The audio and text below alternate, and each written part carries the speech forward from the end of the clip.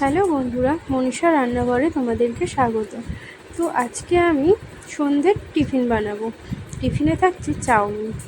তো আমি আজকে চাউমিনের রেসিপিটি তোমাদের সাথে শেয়ার করছি। প্রথমে আমি কড়াইতে জলটা গরম করে নিলাম। তারপরে জলটা গরম হয়ে যাওয়ার পর চাউমিনগুলো দিয়ে দিলাম। আমি চাউমিনগুলোকে একটু ঝুড়ি ঝুড়ি করেই কেটে দিয়েছি। তারপর একটু সাদা তেল দিয়ে দিলাম, যাতে চাউমিনগুলো গায়ে গায়ে না লেগে যায়। তো চাউমিনটা সেদ্ধ হয়ে গেলে আমি জলটা ঝরিয়ে নেব। এবার আমি কড়াইটা ধুয়ে নিলাম ভালো করে। কড়াইটা না ধুলে নেক্সট যখন আমরা ওই কড়াইতে আবার কিছু ডিম ভাজবো বা আলু ভাজবো লেগে যাবে। তাই চাউমিনটা সেদ্ধ করে ওই কড়াইতে যদি আমরা রান্না করি, আমরা কড়াইটা ভালো করে ধুয়ে নেব। তো আমি কড়াইটা ধুয়ে নেওয়ার পরে এবার কড়াইতে একটু সাদা তেল দিলাম, একটু লবণ ছিটিয়ে দিলাম ডিমটা ভাজবো বলে।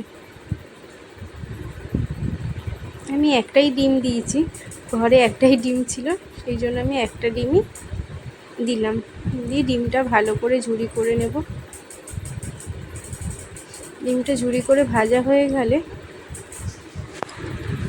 আমি ডিমটা তুলে নেব।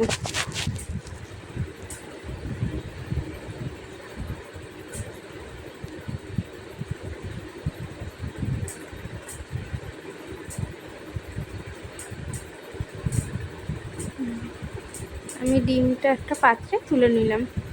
এবার আমি আবার কিছুটা সাদা তেল দিলাম। সাদা তেল দেওয়ার পরে আমি একটু পেঁয়াজ, আলু, বিনস, গাজর, কাঁচা লঙ্কা কেটে রেখেছিলাম, সেগুলো দিয়ে দিলাম। দিয়ে আমি একটু ভেজে নিলাম। ভাজার পরে যখন আলু সবজিগুলো সেদ্ধ হয়ে গেছে, আমি ডিমটা দিয়ে নাড়াচাড়া করে নিলাম। ভালো করে নাড়াচাড়া করে নেওয়ার পর এবার আমি চাউমিনটা দিয়ে দেবো। দেখুন বন্ধুরা, চাউমিনটা কি সুন্দর ঝরঝরে হয়েছে।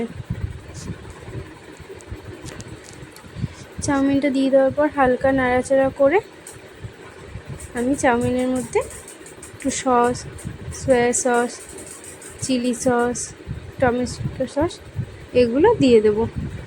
খুব বেশি পরিমাণে দেব না, সামান্য পরিমাণেই দেব।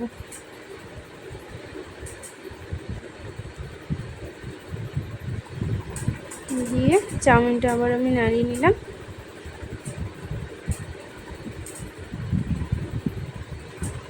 এইবার আমি এতে দেব ম্যাগি মশলা।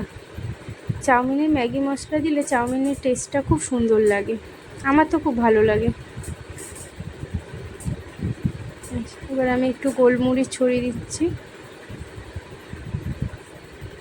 ও আমার চাউমিন রেডি। দেখুন বন্ধুরা কেমন হয়েছে চাউমিনটি দেখতে। বন্ধুরা, ভিডিওটি কেমন লাগলো কমেন্ট করে জানিও এবং অবশ্যই আমাদের চ্যানেলটিকে ফলো করে দিও। Thank you.